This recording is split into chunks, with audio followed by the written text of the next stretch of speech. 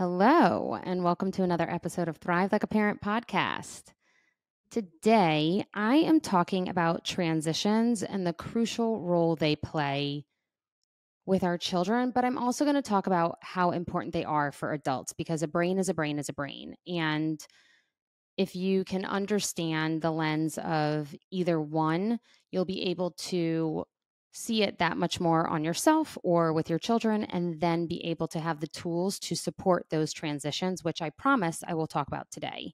First and foremost, what is a transition? Like what do you mean by that? So a transition is literally anything that shifts from the norm. Our brain thrives in structure, stability, and control. So examples of transitions are literally leaving the house to getting in the car, or leaving the house and going to school. It is summer to school, right? It's winter break to school. It's transitioning from your home to a vacation. It's transitioning from having one parent in the home to both, or vice versa, right? It's transitioning from being a single parent into meshing or blending a family. It can be literally anything. So basically, the bottom line is transitions happen every single day, like all day long, every single day. And why does this matter? When you transition from one place to another, or a different experience, or let's say you even move states, right? Like your brain has to shift and adjust to the new quote norm, or the new surrounding, or the new stimuli within their system, if you will.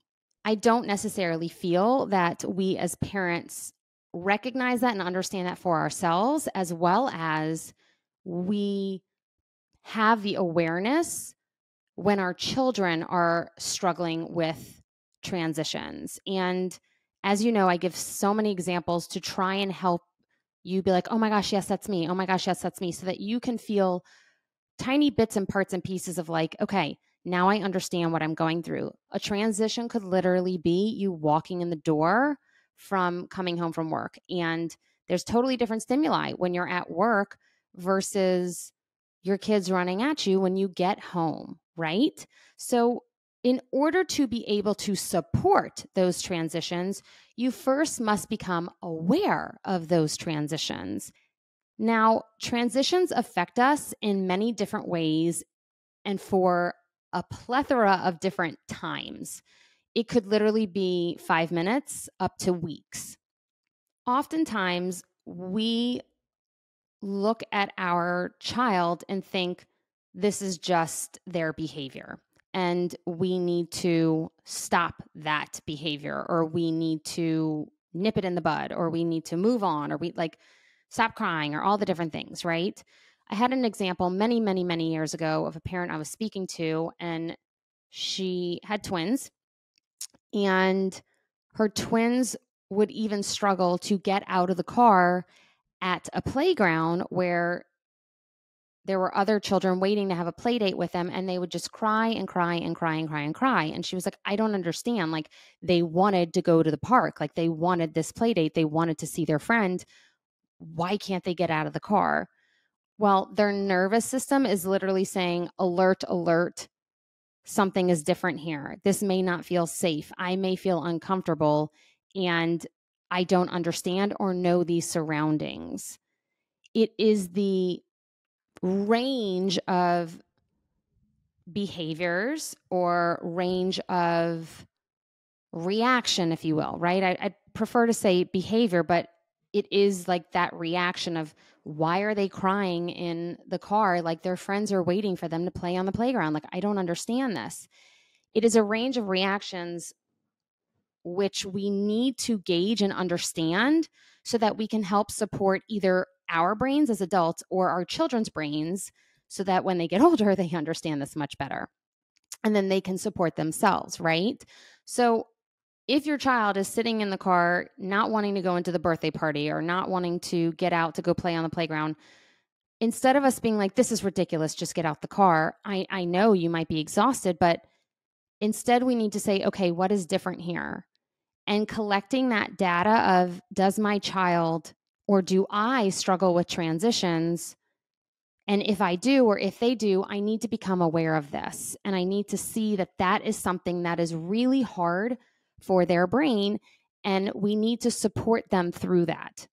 So a lot of times I have parents who they are so excited to go on vacation with their kids and they're like, that I should have just stayed home. Like that was awful. Like that was miserable. Like that it was so hard for my child because their brain couldn't settle into the new norm. And I think I've spoken about this before. One of the reasons last summer I did a 9. Oh, yes. Oh, yeah. Brooke did it up here and it kind of didn't go that well. But I did a 9-day vacation with my children was because I was like, okay, it takes about 3 days for us to transition, settle our brain and bodies into the new space. Then we'll be able to really enjoy and relax and truly immerse ourselves in the vacation and really enjoy the beach and enjoy all the different things. Well, it didn't quite go like that because transitioning into all the stimuli of the beach and the air and the shit you bring and the stimuli of the sound of the waves and all the people and the schlepping the shit to the beach, like it didn't quite go as planned. However, I learned a lot, and I learned a lot of the struggles that we as a family endure and what we can do for next time. I never, ever, ever, ever, ever, ever look at a situation and think to myself, okay, that went terrible. I think to myself, okay, that was data collected. Got it. What can we do next year? Or what can we do for next time? Or how could this have been supported better?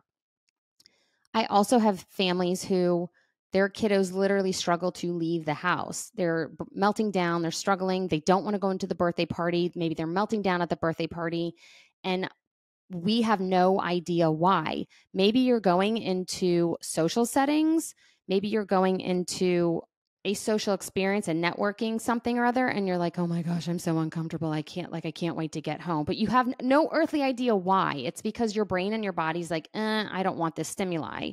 So there was a client, again, many years ago, another client who their child would melt down for 30 minutes to an hour to even get in the car. And once we started working together, I helped them be able to identify that they just moved states. They weren't in their normal surroundings anymore. They used to live with their family. Now they don't anymore. The child was struggling, had no idea what was going on, where they were, or the safety was completely ripped out from underneath them. And they were scared to go anywhere because they were still trying to get their bearings of just living in a new place. Nonetheless, going to a brand new bounce house or this or that. And we need to first and foremost, and that's why I'm giving you so many examples of this, so you can like kind of see maybe your own child or see an experience where you're like, oh, that's what that was. We need to be able to first and foremost, before we do anything else, before I give you any other tools, you need to be able to become aware of like, ding, ding, ding, got it. That is a transition. That is a struggle. And when you have that awareness, the way that you react or respond or support your child becomes that much more different. I'm going to give you another example, an adult example. Charlie just went to sleepaway camp for 2 weeks. It is the first time that he's ever gone to sleepaway camp, and B, the first time I've ever been away from my child for that long, for 2 weeks. And the first few days were like, there was literally a limb, like a limb detached from my body, almost as if it was like phantom limb syndrome, if you will, in a sense of like something is going on with my brain and body. It's literally going haywire because I'm not used to not having him home. Another example for adults is the transition from not having kids to having kids. That hands down can take time and a big toll on your brain and body, but yet we don't really think of it as that. We think like, oh, we should be able to keep it together. Like we should be able to just keep going. And like, this is totally normal that my life has totally changed and in like a blink of an eye. That's a transition for your brain. Like it's taking time to navigate and process the world around you. And another one is, let's say you break up with your partner or your spouse or a boyfriend or a girlfriend. Like your brain is going to be like, hold on, like this feels uncomfortable. Like I'm used to having this here. That's a transition as well. And again, it goes back to the awareness. If you have the awareness, then you can step into, okay, what do I do in these moments? What do I do? And for this, I'm going to really focus more in on how do we support our children? And I'll probably give you some examples of adults as well, of like how do we support our brain. But really, it matters most when parents come to me and they're like, oh my God, my child is just like melting down. I do not know what to do. Like they're at the birthday party. I thought they were going to be so excited. And then they were so excited. And then once they got there, they just like, what do I do? Right? Or, oh my gosh, having such a hard time transitioning to school or all the different things. The first thing you can do besides awareness is set up the situation. Set up the situation and show them as much as you possibly can to help them become aware of what's about to happen. So if they're going to a birthday party in a place they've never been, show them pictures of the place, discuss with them the schedule, let them know ample amount of time. Remember, this is where we're going. This is where we're going. Yeah. Now, we're not going to do it to a point of pushing it for days and days or weeks and weeks to the point where they get anxious about going there. Just like the day of, just give them some awareness of, hey, this is what we're doing today. Doesn't that look like fun? We're going to boost it up. We're going to give them some excitement and all the different things. Okay. Now, despite the setting up the situation where, hey, we're going on vacation. This is what the place looks like. This is what the hotel looks like. This is that. Despite setting up the situation, if we still struggle the day of or the week of or whatever it is, I want you to keep moving forward. Okay. So let's say your child is struggling and can't get in the car or melting down. We want to continue moving them in the direction that we want to go. We want to continue allowing their brain to say, I'm going to keep going despite the discomfort. I'm going to keep going despite the fear. I'm going to keep going despite the lack of knowledge of where the heck this is leading me to. We need to keep them in that moving forward direction. Okay. You can ask them things like, how do you feel right now? Again, if their brain is offline and they're completely melting down, they're not going to be able to tell you that, right? But if they are aware and they're really struggling or they're afraid of where they're about to go, you can say, how do you feel right now? Thank you so much for sharing. It is more than okay to feel that way. We're going to keep, and then like, boop, let's keep going. Yeah. I've seen over the years clients who I've worked with, first and foremost, their kiddos are just simply melting down all the time, going anywhere new or transitioning into anything, that it just makes such chaos in the home. But year after year, as we work together, we'll see a transition in terms of behavior within their children where it's now like, I really don't want to go there. Or like, oh, I just really want to stay home. Or like, oh, I like they'll verbalize what they need or they'll verbalize how they're feeling. And that doesn't mean that they're not uncomfortable going to the thing, but it does mean that we have taught them over time to become aware of what's going on, to recognize what's going on, and to verbalize what's going on. And again, we don't have to shift or change, but them speaking up is like the ultimate goal of them saying their needs or expressing themselves, because then they have awareness. So then they can take care of themselves as adults, right? Now, for adults, we have to become aware that the discomfort in our brain, that transition, whatever we're feeling, like I felt the last 2 weeks while Charlie was gone, I looked it dead in the eye and I said, okay, I know what this is. I know why I'm feeling this way. I got this. Yeah. So it's the ability to say, okay, brain, I understand that you're going a little haywire at the moment. It's very understandable. You've never had Charlie not here for 9 years. Like you've never been away from him for 2 weeks in 9 years. That's a lot of patterning in my brain of like, I've always got to take care of Charlie. Where's Charlie? Where's Eli? Where's, what's the schedule for him? What's the schedule for you? All the different things, right? My brain had to be like, oh, no, I don't have to worry about that this week or next. Like, okay. And so I was able to say, nope, I understand the discomfort. I'm not going to fall apart. I'm not going to become dysregulated. I'm going to support the emotions and feelings, and I'm going to take care of myself, and I'm going to regulate myself, and I'm going to do what feels necessary to satiate the discomfort in my brain, right? So let me kind of dissect that even farther for you, because it's super important that you understand this. When there is a transition, your brain is feeling discomfort. We, as parents, have to support a child's brain into helping them become aware of the discomfort. However, when we as adults feel that discomfort, it is up to us to take care of ourselves because we understand what that feeling is. We understand why. Or if you don't, we can become aware of it. That is what we are learning here, right? But for children, they're not quite there yet. So we have to guide them through the process of helping them become aware, having lots of conversations of like, hey, how did that feel? Yeah, that was a new place. I can totally understand. It feels wildly Yep, I get it. Like that feels uncomfortable. Totally understandable. Let's discuss what would help. Okay, so we want to set our children up for the most success possible. And we can do that with our caregivers, our family, our teachers, our camp providers. Like we can do that all over the place. We just have to become aware that our child's brain is not yet ready to deal or become aware. Now, what do I see when adults, like when we have no awareness? That's when we walk in the door, our children are bombarding us with so many, mommy, mommy, mommy, or daddy, daddy, daddy, or like all the different stimuli. And then you snap because you're overstimulated because your brain is not used to that, right? So, for instance, collecting data for me, now that Charlie is back home, looks like, wow, Eli and I fell into a really great flow. That felt really great. There was totally less stimuli because it was just two of us.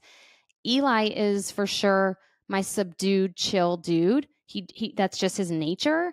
And my brain over the last 2 weeks got used to that amount of stimuli. My brain got used to more of just fielding one little human's questions and just fielding one little human's emotions and just fielding one little human's requests and needs. Like I got used to that. So then now that Charlie's back, immediately, yes, because this is my life and I do this work and it is okay if you don't have this awareness. It is 100% okay if this doesn't show up for you. It takes time and a lot of effort and work, and that's what we do together.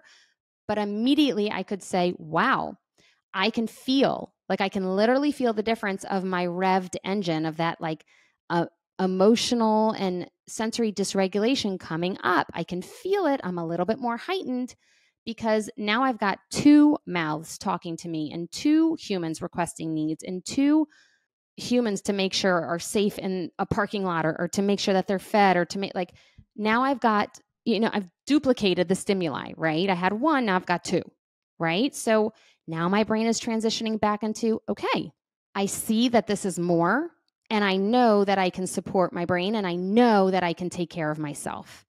As well as this might be a transition for Charlie and Eli because Eli was the only child for 2 weeks. He got all of mommy's attention.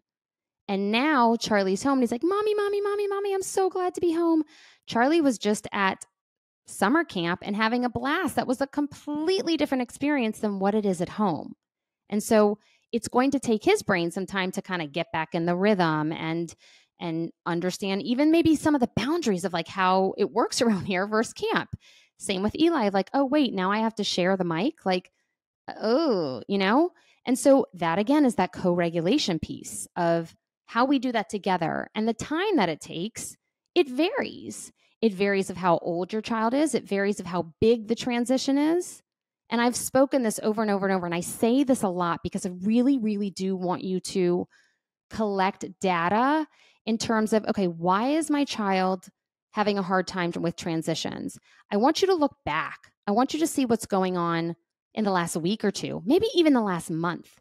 I want you to look at what's coming up, what's ahead, right? To say, okay, could this be some foreshadowed anxiety of us about to go on a trip? Or could this be, oh, right, got it. They're struggling because they were just at, the co-parent's house and now they're back home. Or maybe one of the parents flies and travels a lot for work. Oh, got it. I see this pattern now of when mom or dad is gone, we get into a transitional state of, got it, there's one less person in the house. Oh, it ramps up when they come home, right?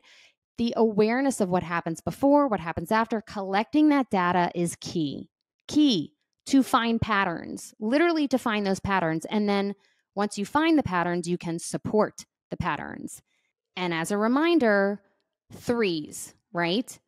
A transition could be 3 days, 3 weeks, 3 months, 3 years, 3 minutes, 3 hours.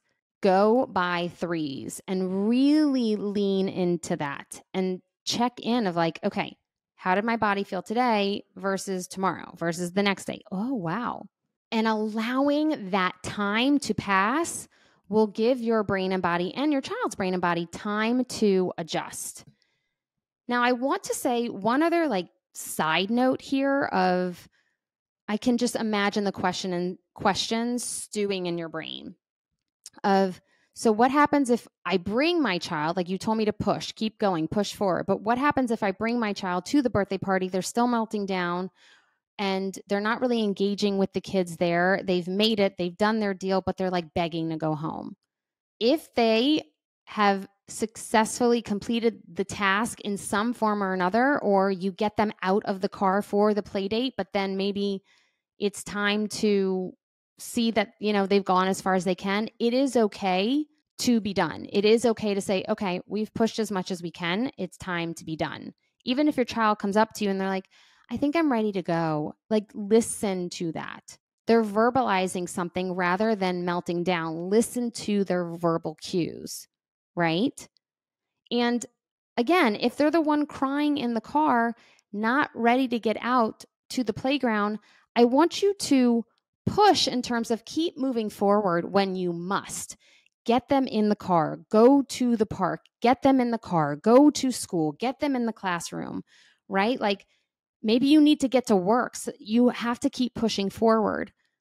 But trust and know that it is okay for them to be where they're at. It is okay for them to feel the discomfort, even if you're like, I don't know what's going on with them. They're still crying, but I got them out of the car and it's okay. Their brain is navigating all of that. And some kiddos have a harder time than others. Some adults have harder times than others. That's why we enjoy the safety of home. A lot of extroverts don't feel the transition as much as introverts, if you will. And the extrovert and introvert is honestly just a word that we really should relate back to the nervous system of how does our brain and body feel when we transition from one thing to the next? It is okay if transitions do not bother you. It is okay if they wildly bother your partner. It is okay if they wildly bother your child. It's okay if one child is wildly affected and the other one's not. I hear so often, I literally heard this yesterday on a call with someone. They were like, I feel broken. I feel like my brain doesn't function the way the rest of the world functions. I feel like my brain is different from everyone else. Yep, that's correct. It is, because every single brain functions differently at varying different degrees or fluency, or maybe you do something a little bit stronger than your partner or this or that. All of our brains are made up completely different. And somehow we have it in our brain on a societal level that we should all look different.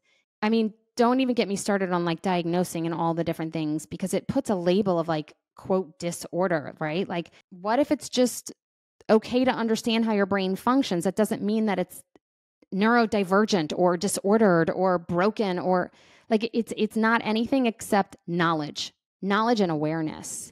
And so the next time that you see your child struggling, or the next time that you feel a struggle, or the next time that you're feeling wildly uncomfortable, check in with yourself, ask yourself what has changed, what is different, what is going on in your brain and body, and allow it to be okay. Accept it. Don't shame it. Don't guilt it. Don't anything it. Just say, okay, got it. Right? When Charlie wasn't here and I felt wildly uncomfortable, I wasn't like, get it together, Brooke. Come on, you can do this. Stop it. Don't be a wimp. No, I was like, okay, this is totally understandable. Totally understandable. I understand why, and I'm going to support that, and I'll make it through. And it might feel uncomfortable, but I know I can do this.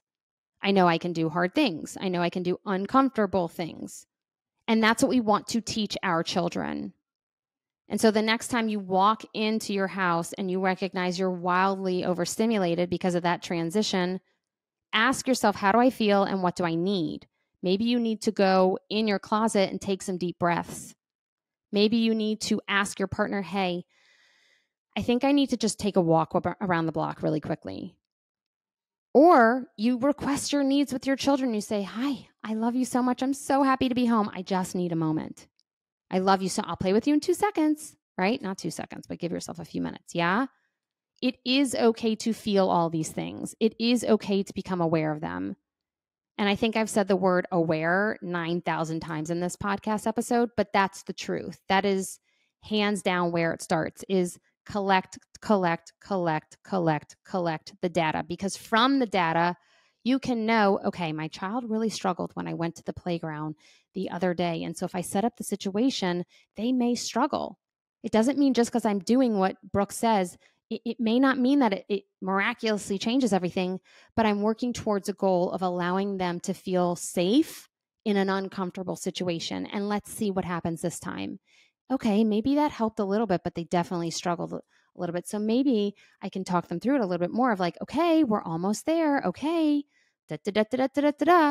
One of the questions that we ask on a lot of the assessments is, does your child struggle when you shift from the normal routine?